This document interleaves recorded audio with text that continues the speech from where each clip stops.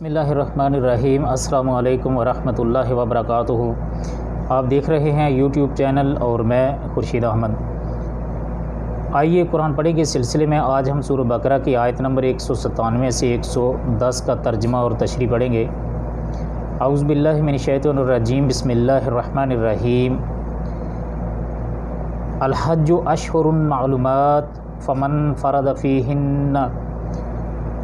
فرد فیہن الحج فلا رفث ولا فسوق ولا جدال فی الحج وما تفعلوا من خیر یعلمہ اللہ وتزودوا فإن خیر الزاد التقوی واتقون یا اولی الالباب۔ حج کے مہینے مقرر ہیں، اس لیے جو شخص ان میں حج لازم کر لے وہ اپنی بیوی سے میل ملاپ کرنے، گناہ کرنے اور لڑائی جھگڑے کرنے سے بچتا رہے۔ تم جو نیکی کرو گے اس سے اللہ تعالیٰ باخبر ہے، اور اپنے ساتھ سفر خرچ لے لیا کرو۔ سب سے بہتر توشہ اللہ تعالیٰ کا ڈر ہے، اور اے عقل مندو مجھ سے ہی ڈرتے رہا کرو۔ اور یہ ہیں شوال، ذوالقعدہ اور ذوالحجہ کے پہلے 10 مہینے، یعنی کہ جو مہینے معلوم بتائے گئے ہیں وہ شوال، ذوالقعدہ اور ذوالحجہ ہیں حج کے مہینے۔ ذوالحجہ کے پہلے 10 دن ہیں۔ مطلب یہ ہے کہ عمرہ تو سال میں ہر وقت جائز ہے، لیکن حج صرف مخصوص دنوں میں ہی ہوتا ہے، اس لیے اس کا احرام حج کے مہینوں کے علاوہ باندھنا جائز نہیں ہے۔ صحیح بخاری اور صحیح مسلم میں حدیث ہے، جس نے حج کیا اور شہوانی باتوں اور فسق و فجور سے بچا وہ گناہوں سے اس طرح پاک ہو جاتا ہے جیسے اس دن پاک تھا جب اسے اس کی ماں نے جنا تھا۔ تقویٰ سے مراد یہاں سوال سے بچنا ہے۔ بعض لوگ بغیر زاد راہ لیے حج کے لیے گھر سے نکل پڑتے ہیں، کہتے ہیں کہ ہمارا اللہ پر توکل ہے۔ اللہ نے توکل کے اس مفہوم کو غلط قرار دیا اور زاد راہ لینے کی تاکید فرمائی۔ لیس علیکم جناح ان تبتغوا فضلا من ربکم فاذا افضتم من عرفات فاذکروا اللہ عند المشعر الحرام وَاذْكُرُوهُ كَمَا هَدَاكُمْ وَإِن كُنتُم مِّن قَبْلِهِ لَمِنَ الضَّالِّينَ۔ تم پر اپنے رب کا فضل تلاش کرنے میں کوئی گناہ نہیں۔ جب تم عرفات سے لوٹو تو مسجد حرام کے پاس ذکر الہی کرو اور اس کا ذکر کرو جیسے کہ اس نے تمہیں ہدایت دی ہے، تم اس سے پہلے راہ بھولے ہوئے تھے۔ فضل سے مراد تجارت اور کاروبار ہے، یعنی سفر حج میں تجارت کرنے میں کوئی حرج نہیں۔ ذوالحجہ کو زوال آفتاب سے غروب شمس تک میدان عرفات میں وقوف کا حج کا سب سے اہم رکن ہے، جس کی بابت حدیث میں کہا گیا ہے الحج عرفہ، عرفات میں وقوف ہی تو اصل حج ہے۔ لیکن یہاں پر ایک بات ذہن نشین رہنی چاہیے کہ عرفات میں مغرب کی نماز نہیں پڑھنی ہے، بلکہ مزدلفہ پہنچ کر مغرب کی 3 رکعت اور عشاء کی 2 رکعت قصر جمع کر کے 1 اذان اور 2 اقامت کے ساتھ پڑھی جائے گی۔ مزدلفہ ہی کو مشعر حرام کہا گیا ہے کیونکہ یہ حرم کے اندر ہے، یہاں ذکر الہی کی تاکید ہے، یہاں رات گزارنی ہے۔ فجر کی نماز غلس اندھیرے میں یعنی اول وقت میں پڑھ کر طلوع آفتاب تک ذکر میں مشغول رہا جائے، طلوع آفتاب کے بعد منا جایا جائے۔ ثم افیدوا من حیث افاض الناس واستغفروا اللہ ان اللہ غفور رحیم۔ پھر تم اس جگہ سے لوٹو جس جگہ لوگ لوٹتے ہیں، اور اللہ تعالیٰ سے بخشش طلب کرتے رہو، یقیناً اللہ تعالیٰ بخشنے والا مہربان ہے۔ مذکورہ بالا ترتیب کے مطابق عرفات جانا اور وہاں پر وقوف کر کے واپس آنا ضروری ہے، لیکن عرفات چونکہ حرم سے باہر ہے اس لیے قریش مکہ عرفات تک نہیں جاتے تھے بلکہ مزدلفہ سے ہی لوٹ آتے تھے۔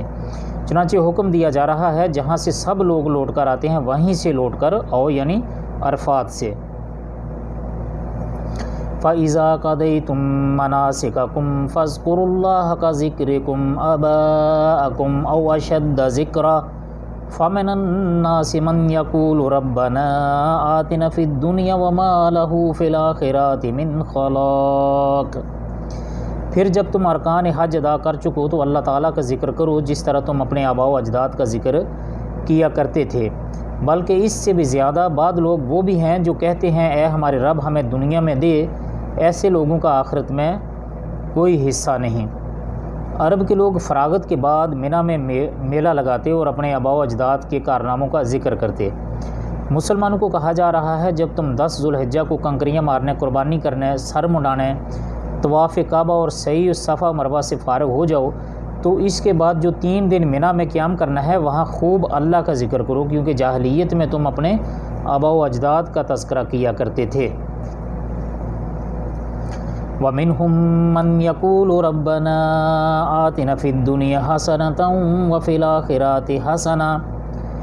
الْآخِرَةِ حَسَنَةً وَقِنَا عَذَابَ النَّارِ۔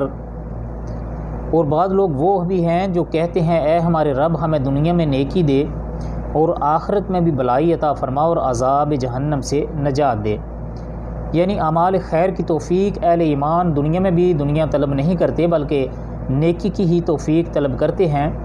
نبی صلی اللہ علیہ وسلم کثرت سے یہ پڑھتے تھے، طواف کے دوران ہر چکر کی الگ الگ دعا پڑھتے ہیں جو خود ساختہ ہیں، ان کے بجائے طواف کے وقت یہی دعا پڑھی جائے، ربنا آتنا فی الدنیا حسنۃ وفی الآخرۃ حسنہ وقنا عذاب النار۔ رکن یمانی اور حجر اسود کے درمیان پڑھنا مسنون عمل ہے، نبی صلی اللہ علیہ وسلم سے ثابت ہے۔ اولئک لہم نصیب مما کسبوا واللہ سریع الحساب۔ یہ وہ لوگ ہیں جن کے لیے ان کے اعمال کا حصہ ہے اور اللہ تعالی جلد حساب لینے والا ہے۔ وَاذْكُرُوا اللَّهَ فِي أَيَّامٍ مَّعْدُودَاتٍ فَمَن تَعَجَّلَ فِي يَوْمَيْنِ فَلَا إِثْمَ عَلَيْهِ وَمَن تَأَخَّرَ فَلَا إِثْمَ عَلَيْهِ لِمَنِ اتَّقَىٰ وَاتَّقُوا اللَّهَ وَاعْلَمُوا أَنَّكُمْ إِلَيْهِ تُحْشَرُونَ۔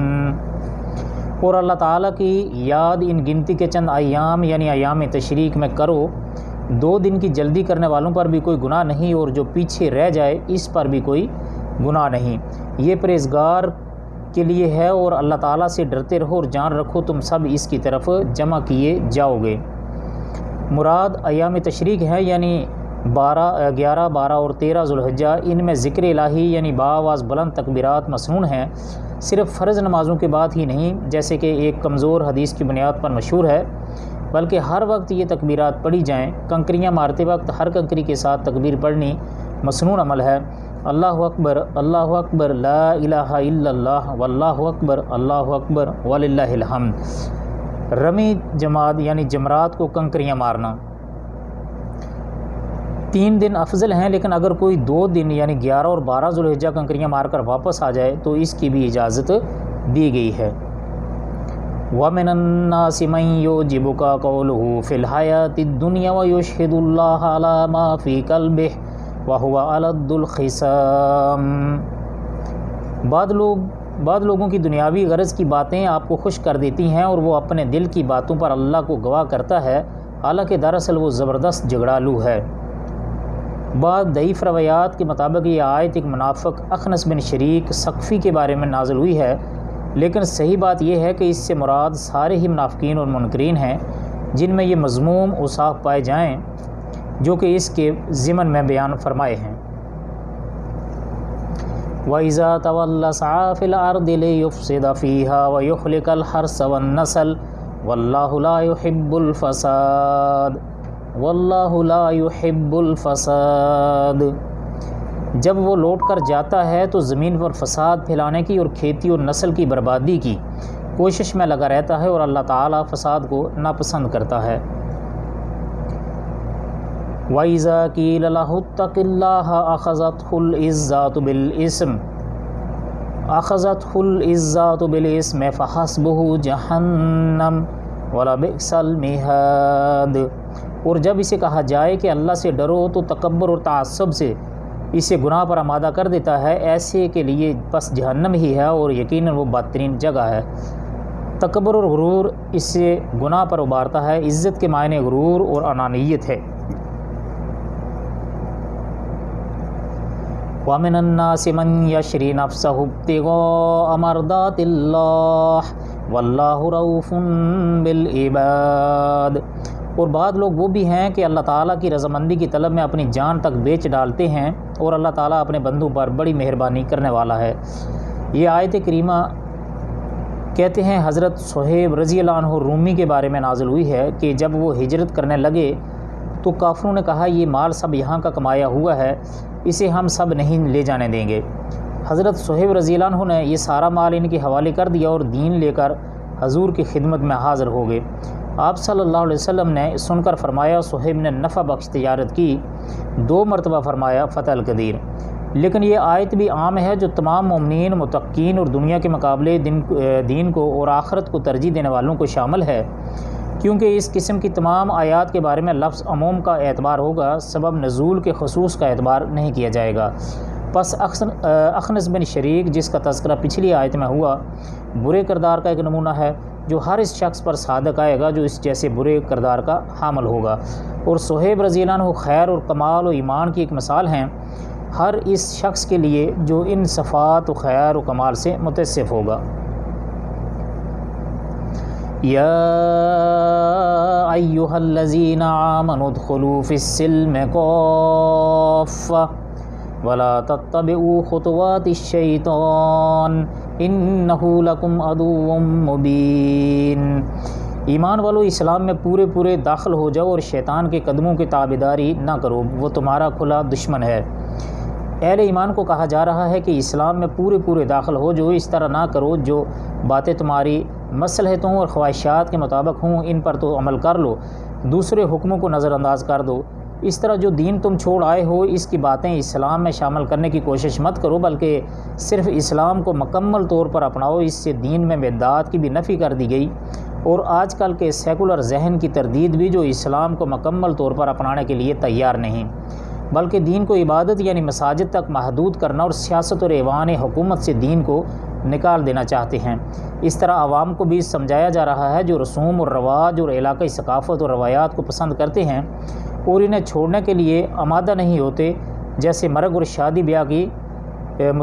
شادی بیاہ کی مصرفانہ اور ہندوانہ رسوم اور دیگر رواج وغیرہ۔